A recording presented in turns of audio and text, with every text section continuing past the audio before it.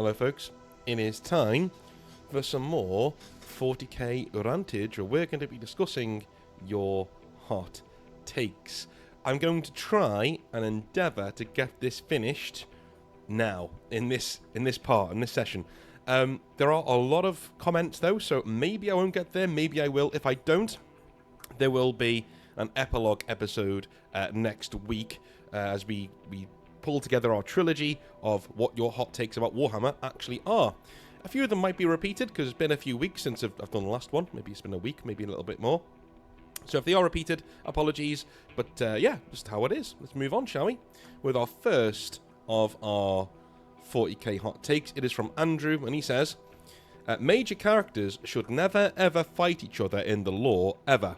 And if they do, one or both should die in service to the lore. Horus versus the Emperor and Sanguinius, and Fulgrim versus Forest Manus are examples of what should happen when major characters meet. None of this, but then one escaped stuff. Probably applies to Apex units too. No randomly chopping up a Hive Tyrant, Avatar, or Demon Prince just for clout. Those guys should only die to a Volcano Cannon or a Grey Knight squad equivalent. Let each faction imagine their Apex units are god tier without random lore ruining things. Leave the matchups for the tabletop. Dude, 100%. I'm with you, man. I'm so glad we started off with this one. I'm completely with you.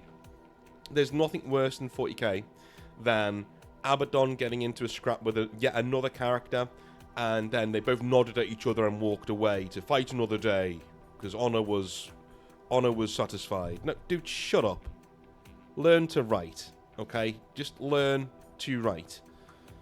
And in a space like 40k, it's very different to any other sci-fi thing that's out there, because in 40k, power levels do actually matter, bros. They really do matter. And the second part of your point there is so good. It's chef's kiss, right? A Grey Knight Paladin squad just shouldn't be in a novel ever, and if they are, they should be this Doom level threat to everybody in the room. It should be like, oh my god, right? Those are not just any Terminators; these are the Terminators. These are the guys that other Terminators from other chapters have on their walls as posters, right? They shouldn't be going down to like one or two hits from like a demon or something. It just shouldn't happen, right? Same thing goes for the Avatar of Cain.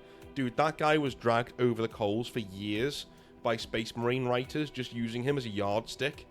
You know, how hard is my character that I just made? Let me have him, you know, duking it out with an Avatar of Cain and punching his head off. That kind of stuff. Yeah, get it out. Get it out. There should be there is power in mystery, right? In describing from afar what a unit is doing. That's why Titans are so cool. We've seen like one Titan, maybe two, die in actual books, right? Horus Heresy, even the book Titan Death, it has Titans dying to each other. There's no random mook running around, some random badass running around just blowing up Titans on his own, right? Whereas everybody else in the setting seems to be fair game. You will have one Chaos Sorcerer taking down 5 to 10 Grey Knights. You will have, do you know what I mean? Or the equivalent of. It's just silly. It's just absolutely silly. So yeah, power levels do mean a lot because, you know, as you've just said there, your last thing that you said, leave the matchups for the tabletop. Yes, all stories in 40k should be an advertisement for how cool the setting is and how much you should be wanting to fight with your armies on the tabletop, right? The book should be, hey, look how cool this book is. And also, if you want to write your own stories, you get to use the big stuff. We don't use the big stuff in the books because that's for you, right? You're the Grey Knight Commander. You get to use the Grey Knight Paladins and watch them tear people apart on the battlefield, right? You don't shatter their aura by having them lose to you know, a random mook in a book, you know? Anyway, moving on. Pete Morgan says, Custodes should not be a standalone army. We covered this before, haven't we? They should only be able to take one squad in addition to another Imperial Agent's army. Okay. I agree with the lesser armies trope, but maybe not having it just being Imperial Agents. I think any force should be able to take one squad of Custodes. They should be extremely expensive, but you should be able to take them, right? Maybe Imperial Agents are able to take them cheaper, you know, as an option. That'd be good. Jamie Jano says, Ultramarines are underrepresented on the tabletop. Now, I agree. I thought you were going to go on the lore trope there, which wouldn't have been correct. But I actually agree with this. Yeah, they're underrepresented on the tabletop. If you don't count generic Space Marine units, Ultras have Calgar, Ventress, Titus, and Gilliman. Templars, Wolves, both Angels all have 5 to 6 chapter-specific units each. Murph the Templar. Okay, cool. I agree, but what you need to remember is the bog standard Space Marine unit that's on the box is the Ultramarine one. So whilst you're saying, hey, hang on a minute, why do Space Wolves, Dark Angels, and Blood Angels have like 5 or 6 units to themselves each? And Ultramarines don't have any? They do, mate. The entire Ultramarines range. That's what it is. The entire Space Marine range is Ultramarines. That's the Ultramarines. When you see a box of Intercessors or Hellblasters or whatever it is that's got Space Marines on the front, those are your Ultramarines. So they do have their own units. Everything. There's a very good reason why the transfers you get in most box sets are dominated by Ultramarine transfers. Yeah? So I don't agree. I've changed my own mind. The more I think about that, Jamie, the more I change my own mind.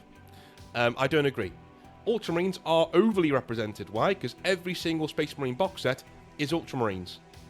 Alright? There's only 5 or 6, maybe 12 boxes that aren't Ultramarines, and they're the other chapter stuff. In my opinion. Anyway. Robbo Dragon Knight says, Allies should come back.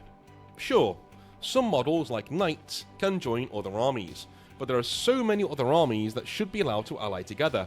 A Gene Stealer cult bringing a chained up Carnifex to the battlefield, a pair of Custodes watching over an Imperial Guard regiment, or some guardsmen fighting in the Tower Auxiliary.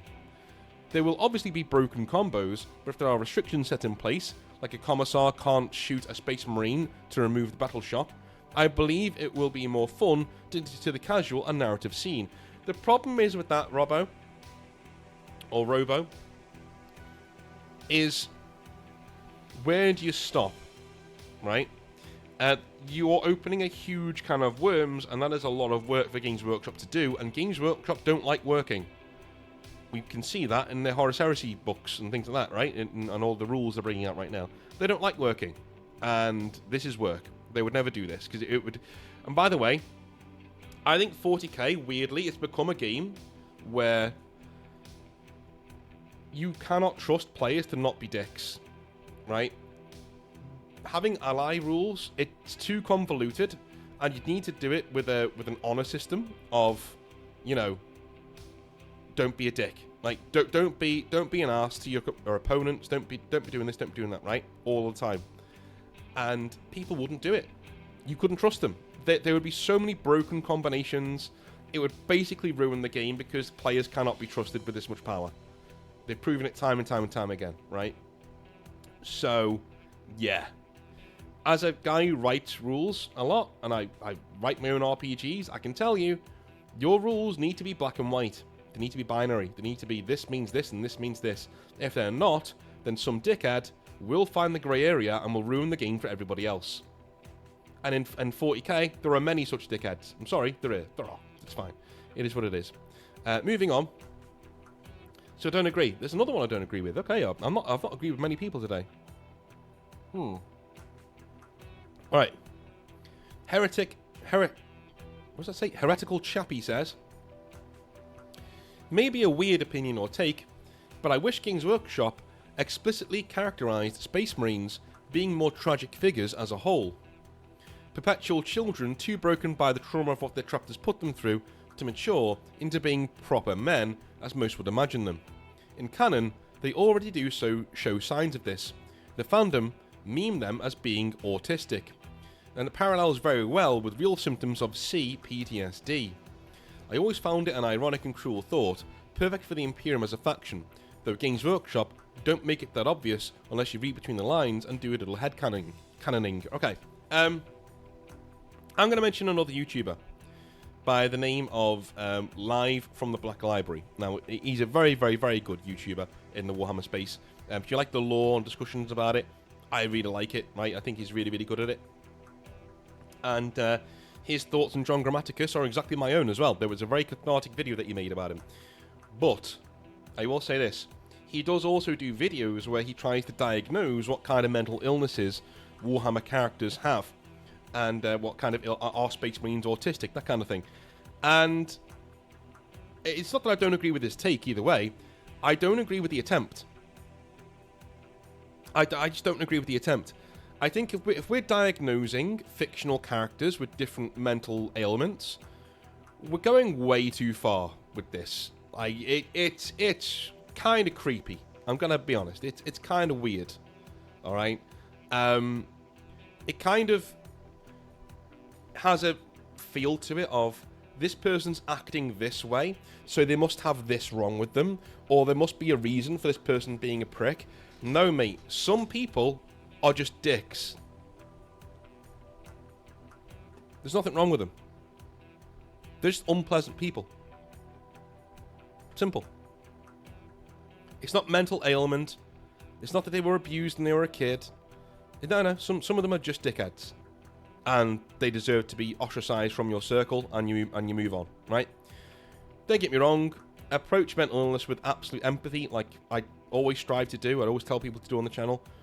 But like trying to diagnose everybody with everything, especially in a fictional setting, is just weird. Let them be characters. Just let them be characters. That's my opinion on it anyway. Reverend Domo says, it's hardly a hot take, but the one thing I despise about the hobby is it is no longer presented as a hobby. That's kind of a hot take, dude. The Games Workshop store was a place to foster creativity, to build that like-minded community space where friendships were formed and people collaborated to create and nurture one another within the space. If you wanted to play, there were games. If you wanted to paint or kitbash, there were workshop sessions.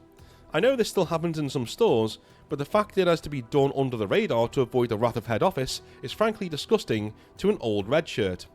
Instead of having a place for an actual hobby, you can buy our overpriced plastic and bugger off until the next set of KPI items releases. The Games Workshop hobby is dead. All there is left of what we loved is the business. Okay, well, I will go along with that. Yeah, that became less hot as it went on. Yeah, I agree. Like stores should be a place, a melting pot, a mecca of your local area. The thing that really irked me about when I was working there, the thing that really irked me was that when I got the interview, in the interview, I told them what I was going to do. And this is what pissed me off. I told them, I want my Games Workshop store to be the mecca of the hobby.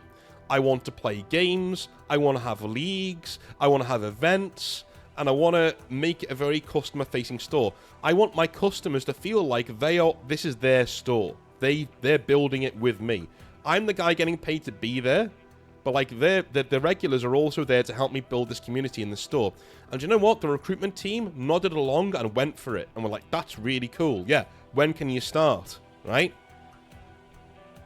You know, like, I got a call a few weeks later just saying, yeah, when can you start? Like, you know, we'd like to take you away from that store where you are now. We're going to give you your own store. And it's only afterwards, when I implemented all the things I said I was going to implement, dude, I gave them a business plan where I outlined all of the things I was going to do. Literally, the business plan, right? And then they hauled me in months later saying, well, why are you doing this and why are you doing that? And I'm like, did you read the business plan? It's right there. I said I was going to do it. By the way, numbers have gone up. We're now in the green. We're selling more models. We've got a really good community. And I've done exactly what I said I was going to do when you hired me. Like, and now, if things have changed and you don't want me to do that anymore, that's all right. Just tell me and I'll stop. But you can't criticize me for doing what I said I was going to do when you hired me on the proviso that I was going to do what I said I was going to do. Do you know what I'm saying? So yeah, it's not so much that they don't allow it. It's more like, you know, they're quite bipolar.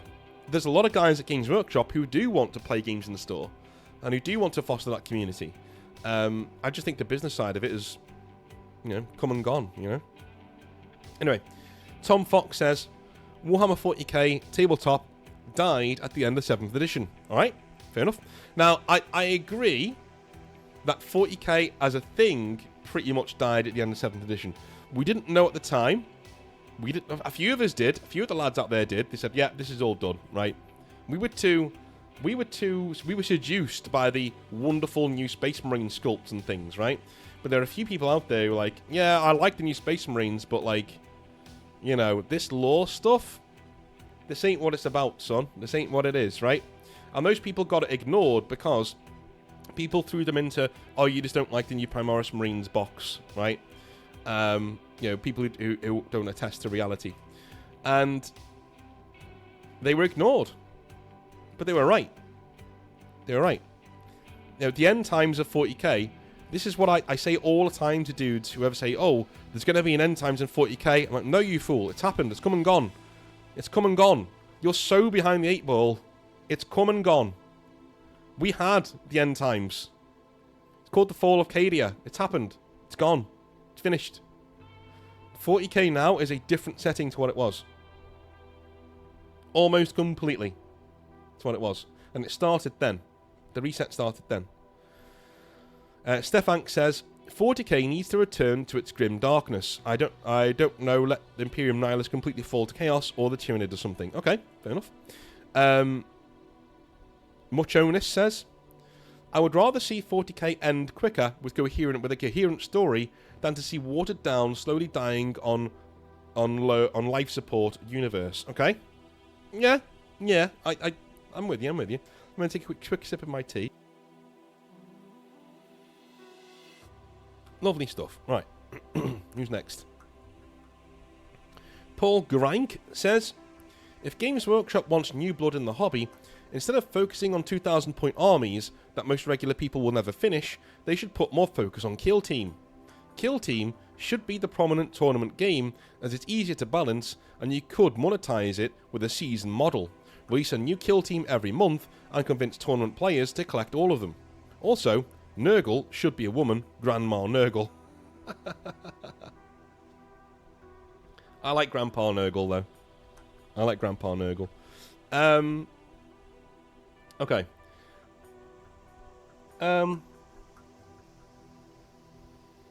I agree with a lot of your sentiment here. In all honesty, I do agree. I think... How do I put this? I think Kill Team being a thing, it isn't as easy to play as some people like to make out. In fact, sometimes Kill Team can be harder to play than 40k. Now, if we're agreeing on simplifying the rules of Kill Team and bringing it more in line with Combat Patrol in its simplicity, right, then I agree. Combat Patrol should be basically not there anymore, right? It's Kill Team. And Kill Team becomes an extremely competitive thing, yes. Whereas standard 40k is bring down to being simple. Anyone can get used to it. It's like backgammon, do you know what I mean? Anybody can get used to it. So I agree with what you're saying. By and large. I think these are really big sweeping changes you're wanting to implement there, but I do agree by and large. Spencer says, the only thing grimdark about 40k is the amount of money and time it takes to get into the hobby now. It's ridiculous. Our hobby has become a parody of itself. I agree. Your standard army now is about, what, 500, 600 quid if you're going for 2,000 points, right? That's a lot of money, dude. That's a lot of money. Like, back in the day, about 200 to 250 quid would get you an army. Back in 3rd edition, 3rd to 6th, maybe. About 200 to 300 quid would get you an army. It's more than double that now. Not just because of, the model prices, although they have gone up. It's because the standard 40k game has doubled as well. Back then, 1,000 points was quite a few models. You got quite a lot for 1,000 points. Nowadays, not so much, right? Everything's more expensive. You've got to buy more to get that points cost up to get to 2,000 points. Games Workshop will tell you all the time that, we balanced our game for 1,000 to 1,500 points. Okay, then why and they've said that, dude. They've said it on Twitter as well. That's what it's balanced for, right? When 10th edition was being unveiled and things. So why then do you tell us that the standard-sized game is 2,000 points in all your tournaments and things? It's just the right hand doesn't know what the left hand is doing. Dark Knight Curon says, Dark Angels should have a bit of Cthulhu-esque investigations and some Sherlock Holmes action mixed into their DNA. I get that the Inquisition does that, but I dig the idea of a Space Marine chapter investigating the hidden horrors of the galaxy through clue gathering, cross-referencing with ancient tomes, and having to choose between power armor for combat or stealth. They can definitely keep the Knights Templar aesthetic, but with all that knowledge and intrigue, it doesn't mean anything if they don't have the pairs of trusted battle brothers sleuthing across the galaxy, ever on the hunt for the things that go bump into the night. Dude, that's a really good... that's not a big change. This is the kind of thing I really like. That would be easily implemented into the current Dark Angels lore. You know? Having these, like, Sherlock Holmes-esque, you know, Space Marine investigators going around the galaxy, looking into things. Especially the Fallen. I like it. Very esoteric. And by the way, yeah, you can go into the Knights Templar way of doing things, right? You can make them be more, shall we say, mysterious. All of these rituals that we've got to do to make sure that, you know, we're not going to get possessed and things. It's pretty cool. I often think that Games Workshop have really muddied the waters here, unfortunately. You've got several factions that kind of do similar things. So you got obviously the Grey Knights fighting demons. You got Dark Angels doing the same thing. You got Black Templars doing the same thing. You know, it's very similar, very, very similar. Yeah, they do tread on each other's toes quite a bit. Henry Parr says, Warhammer needs to revert back to an older edition style with... Oh my god, this is a long one. Okay, give me a sec. Alright, Warhammer needs to revert back to an older edition of style with modular points, force organisation, and a psychic phase. Currently, list building is too easy and does not encourage narrative armies. I also think that vehicles should regain armour values. The vehicle damage table should be a thing. Scatter dice and blast template should return, with some weapons and reactions should be a thing like they are in Heresy. I also think Games Workshop should encourage smaller games of around 1,000 to 1,250 points, rather than 2,000, as it puts pressure on people to buy a 2,000 point force, and many feel like they cannot play until they get that. That's the point, isn't it? And that's the point. I think a lot of what everything else that you say here is more focused on rules, which is fine. But I'm not going to read it all out because we'll be here all day. There's loads here, mate. But I really like it. I like your approach here and how you've said that. You know, people say, well, you don't need 2,000 points to play Warhammer. Yes, but you're told that you probably should have 2,000 points. And so you feel like your army's not complete and you can't really play till you get to that number. That's the point with 10th edition, right? It's never really been this ingrained like it is now. But anyway. He says, I think every faction should have its own core reactions, warlord traits, and rites of war.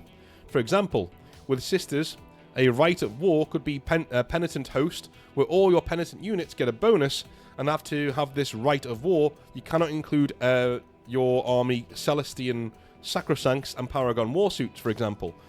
Yeah, well, these are all role-playing rules. Okay?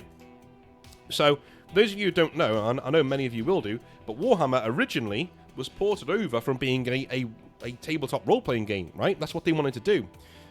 In fact, the first edition was very, very role-play heavy, right? You were literally role-playing as a general in this far future, is what you were doing. And a lot of the dudes, when it went to 3rd edition and became more of a tabletop war game, a lot of people left. A lot of people left and said, yeah, we'll do our own role-playing games, and then eventually Dark Heresy came around to take advantage of those people. But, you know, this is what it used to be like. So rules like this that say you can really theme your army around a rule that gives you a big advantage but also a limitation, that's very role-playing heavy.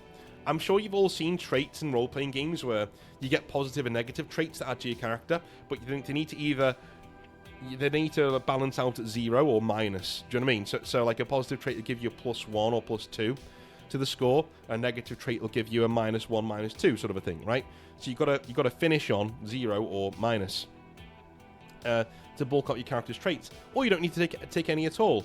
But you know, if you have an army in mind that is really sharp in its narrative focus, and you can parlay the rules into that with core reactions, traits, rights of war, right?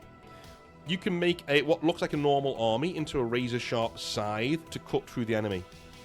Because you painted and collected your army to do one thing in particular from the Codex, using a right of war, and it does it very well. You feel like that's your army. You feel like you did this. You made your dudes act like this, you know what I mean? Without something like a right of war, or specific army-wide rules to different formations that you can take in a codex, you sort of lose that. It becomes more of a game and less of a battle, you know? I don't know. He goes on to say, now this may be a little controversial, but I don't believe that it should be Games Workshop that brings out narrative rules. The whole point of narrative is for the player to make the rules they want to play with. Games Workshop is releasing a framework for players to use, not a strikes rule set when it comes to narrative play. I think narrative ideas should still come out in White Dwarf. Their Crusade books should be guides on how to run a campaign in the setting, with ideas of potential rules and mission types, not actual campaigns. If you read this, have a good week, North, and everyone else who reads this. Well, cheers, man. I get that. I have the sense that you're a Horus Heresy player and you're an old guard, because what you just described was essentially the hobby in 2003. You know? Campaign books, things like that. How to do your own campaign. How to build your own fortress monastery. Things like that. Anyway. McShubby McFly says, Games Workshop releases a new codex and some or one new mini. Why is it not possible to purchase this mini alone instead of buying a new army box? Sector robots. Actually, if I want some, I can only buy them for a lot of money on eBay. This makes me so sad. Yeah, I mean, yeah, you should be able to... Again, I've said it before and I'll say it again. If Games Workshop are not providing you a service that's fair, go get it somewhere else. And you know what I mean when I say that. Fred Gerder says, Cadia should have stayed dead. All the new guard stuff should have been from another regiment. I agree. They couldn't even commit to that.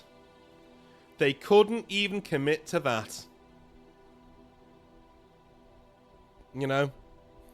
There are no stakes in Warhammer 40,000 lore anymore. There are no stakes. Not the lore that Games Workshop writes. Yeah? It's the Space Wolf problem. Cadia dies, it explodes, but really it got stronger because now we've got the psychos are all on this big rock of Cadia, and, you know, blah blah blah. It's a Space Wolf problem. The Space Wolves lost, but really they won because XYZ. Dude, commit to the bit. Introduce stakes. Add wins and losses for people. This is retarded. Moving on. Boolean says, regular balance updates are the best thing 40k has ever done, and the idea that they make the game too convoluted and complex to follow doesn't make any sense to me. The entirety of the changes so far in 10th edition amounts to 10 A4 pages, with at most 2 being relevant to your army, from a set of core rules of over 100 pages long. In return for that, the game remains fresh, and we don't have to wait 3 years for bad factions to become good and OP factions to get nerfed like we did before. I'm going to disagree with you on this. There shouldn't be any OP factions. Alright? Stop playing into their game. Stop it. There shouldn't be any OP factions or trash factions. They make enough money to get it right first time.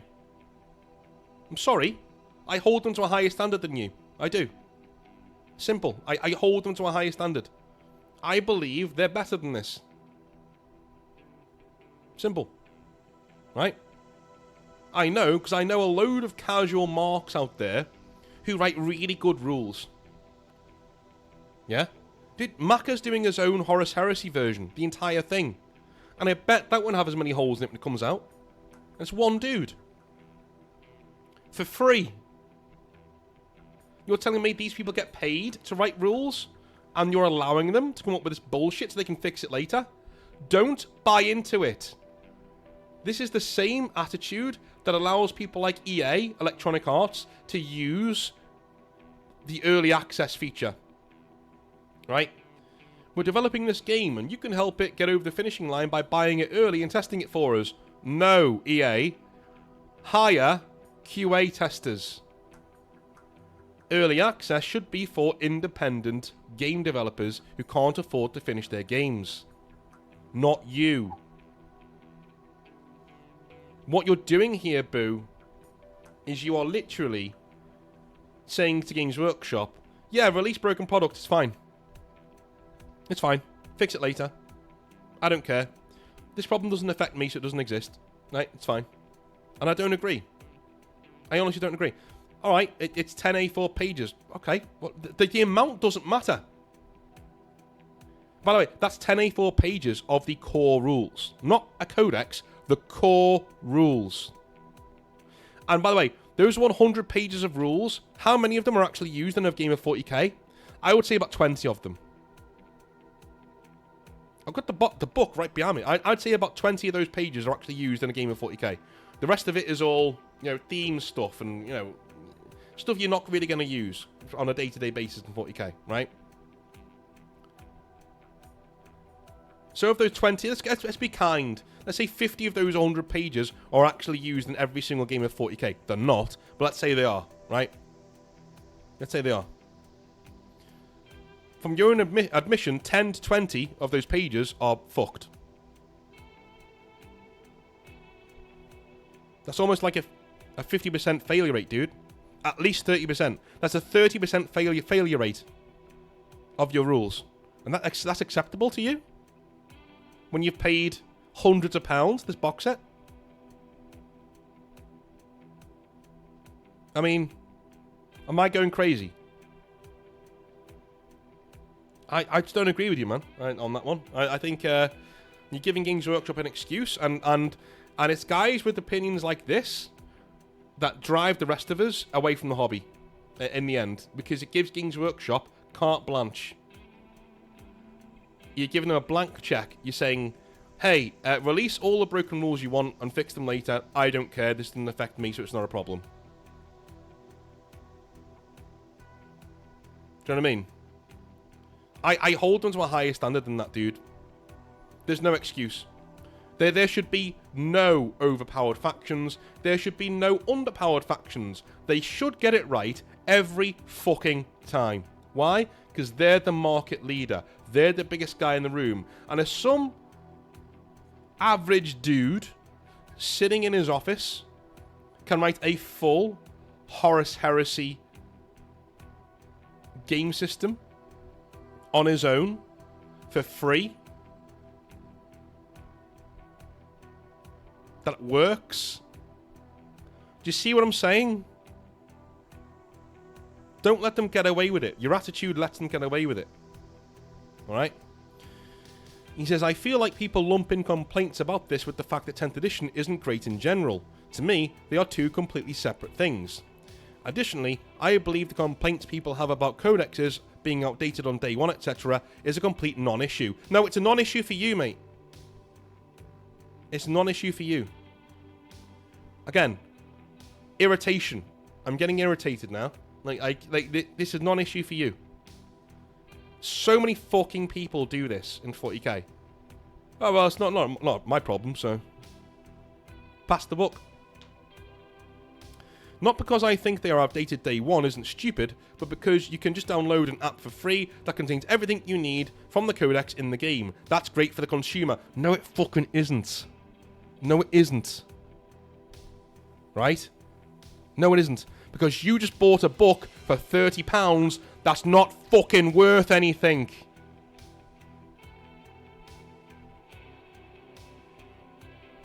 How has this gone over your head? You just bought a book for £30+ That's worthless the second you cross the threshold of that store into the street. Go and download your rules. No. No. I don't want to be standing there with my phone out or my iPad out during a game. It's rude.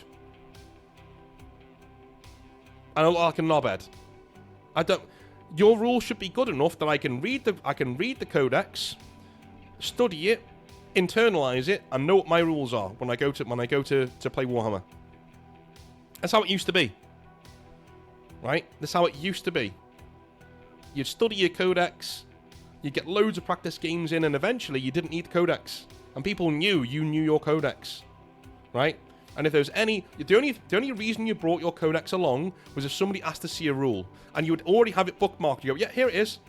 Look at my lovely codex. Look at my beautiful hardback codex. Ooh, lovely, yes. And there's the rule there. And there you go. Right? That's all you needed it for. Clarification. Now, when you go to the Warhammer store, you don't even bring it. You don't even bring your codex. And people say to me, well, I don't want to bring books to a war game. Then don't fucking play wargaming. Go play Magic the Gathering. Go do something else. Go away. Go away. If you're like, oh, this one book's going to be in my bag. Go away. Go do something else. That's a weak ass mindset. Go and do something else. Seriously. Like, go and play Magic the Gathering or something else for smooth brains. Go and do that. Right? If you can't... That's part of the joy, my friend. Part of the joy of this hobby is having a mighty tome. And all the greybeards out there listening to this are fucking nodding along. Having a mighty, weighty tome in your bag, my friend. And you slam it on the table. Doo! Here's my book of grudges with my rules. Yes. Yes, I have studied it. Yes, I have. Every toilet break I've had for the last month, I've read about my blood angels. Oh, yes. You'd like to see the rule? But of course, my friend. Let me use my very posh page finder. Oh, there we go. Page 15. Death from Above. Read it. There you go. Right? Dude, reading from each other's codexes is an event. It's so cool. One of the cool things about being in Warhammer back in the day was if your friend that you're playing had a codex that you didn't know, you're like, ooh. Oh, I know of the codex, but I've not read it yet. I'm like, hey, man, do you want to read some rules? Yeah, cool. And you stand there together and you read the book. It's like a little play date for men. You're like going, oh, brilliant, look at that. Oh, brilliant. Oh, we've seen this artwork. What? Look at this. Oh, wow. I might buy this book just because it's Tyranid. Like, this is so cool, right? Changing the rules on a PDF sucks the soul out of what 40K is supposed to be. And accepting that is letting Games Workshop print books that are fucking worthless. And by the way, the more this attitude spreads of just put it out on a PDF, the worse codexes will get. Have you noticed how codexes are getting smaller? The worse this problem will get. If you want your collectible books, hold them to a higher standard. Because I do. Just saying. Yeah. That's just me. That's none of my business, obviously. Board Boab says, hey Board, he says, Leagues of Votan should not be in 40k, at least not at this stage. There are so many other factions that could use that time, energy, and love. I'm on both sides of the fence on this, because everybody wanted squats for so long. But I do agree. Rather than bringing out the next thing, it's kind of an issue with again, another video game analogy, right? It's kind of like a company releasing a video game that's broken, and then they release DLC for that video game. It's like, no. Fix the game first. Fix the core game first. Then I might buy your DLC. Maybe, right? Kind of the same with 40k, right? They bring out Leagues of Votan, everyone's like, oh, brilliant. But if anyone was like me, you had that voice in the back of your head going, yeah, but. The Eldar sculpts back then, Dark Eldar, were still ancient. Grey Knights, ancient, right? A lot of Orcs, ancient. You see what I mean?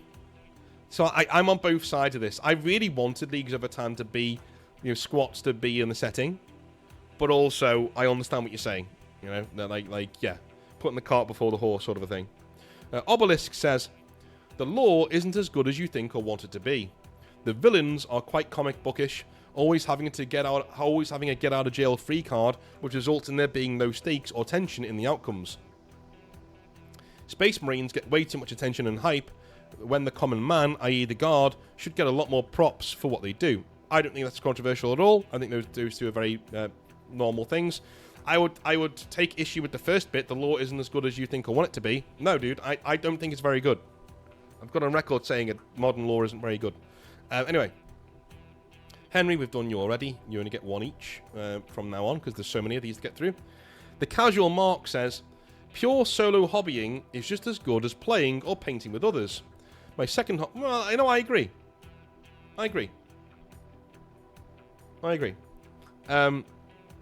Pure solo hobbying is very, very good at discipline, at, giving you something to focus on, giving you something to build and work towards. So I agree.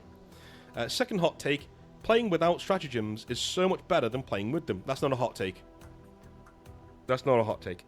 You pick the models, additions, rules, and the crusade in solo mode.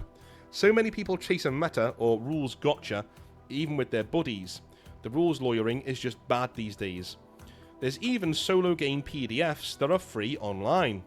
The best games I've ever had was when I was playing solo. This isn't because I don't have any friends, but because I move every 3 years due to the military life. So I know people all over the world. The hobby as a whole has been incredible for my mental health, but adding strangers into it is something I'm not really interested in. I have enough painted armies to last me decades, and I don't need other people to have fun. But that is a very commanding place to be. I respect that. That is a very... Yeah, I can absolutely respect that. You got your own thing. You know what you like. And yeah, you can do models and fight battles on your own. So yeah, I don't see anything wrong with that at all. So, Baji Waji says, you want a hot take? I might have one. Alright? If you are consuming only lore and do not paint, play, or engage with the models, you are not a Warhammer fan in the proper sense. Ooh.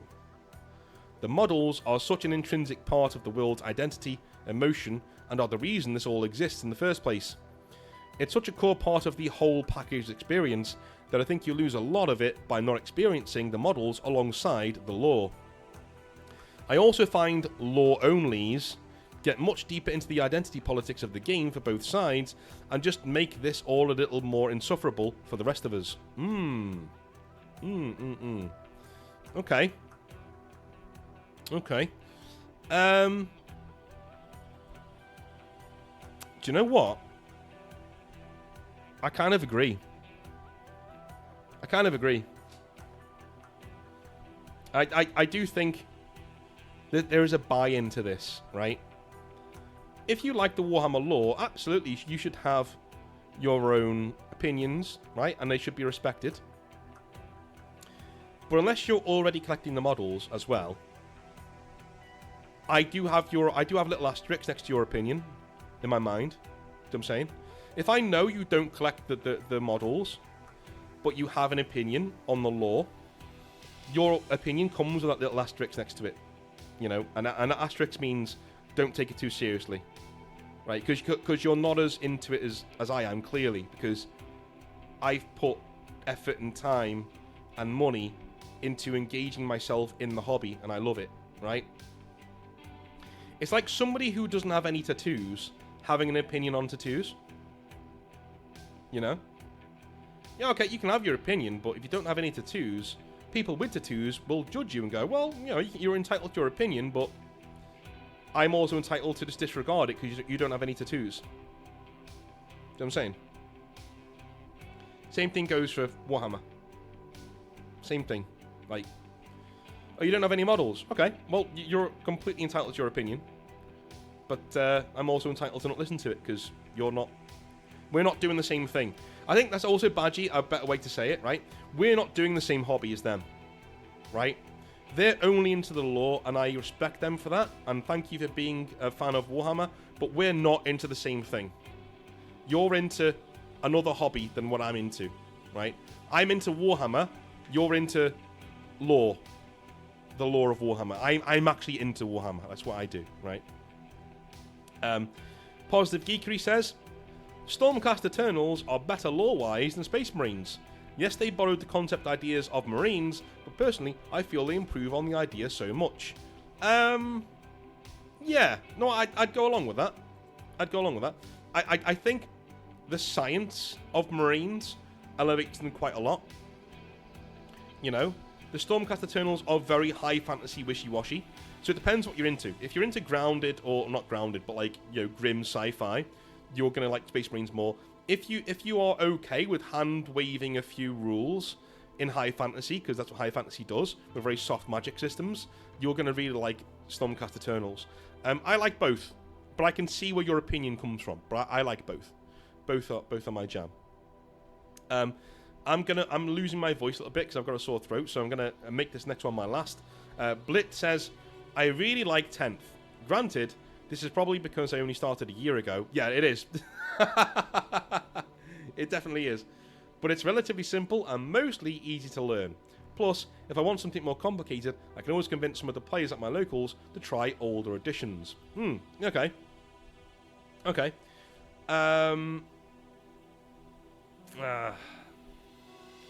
Yeah, do you know what Jar Baldwin says what I was going to say in a comment to you, so I'm going to read his out as well. He says, in terms of being complicated, some of the old editions, like 4th and 5th, are actually less complicated than 10th. They are. They are. Universal special rules, and not every unit and weapon having 3 special rules, has really, really helped. The games would last nowhere near as long as 10th does. And as a bonus, the army sizes were smaller, like half the size. You both get a heart for that one. Yeah, Jar Baldwin's basically done my job for me. You know, older games of 40k were over in about an hour and a half. If that, really. If you knew what you were doing, about an hour and a half. 10th edition, even if you know what you're doing, you're there for 2.5 hours at least. 2,000 points, you're there for 2.5 hours. At least. And this is if you know what you're doing, and you know a lot about your codex. About your rules. That's if they've not changed this week. Do you know what I mean? But like, yeah. So if you know your codex in and out, which will be very rare in 10th edition because it's always fucking changing, you know, you'll be there for 2.5 hours. Now, if you're a normal hobbyist, 3.5, maybe 4 hours for a 2,000 point game. I know, because I've seen it. With many different people. That's why I sidestepped it. No, I'll go do OPR, thank you. 1 hour to an hour and a half is enough for a single game of anything. Thank you very much. Anyway, I love you a long time. I didn't get through them all today, so I will indeed be doing a part 4 of this. I may give it a break next week, we'll see, and do something else. But I'm really enjoying reading your hot take, so I will see you tomorrow for some more Hobby Nightmares. Have a wonderful rest of your day, and I'll speak to you very soon, alright? Have a good one. Bye now.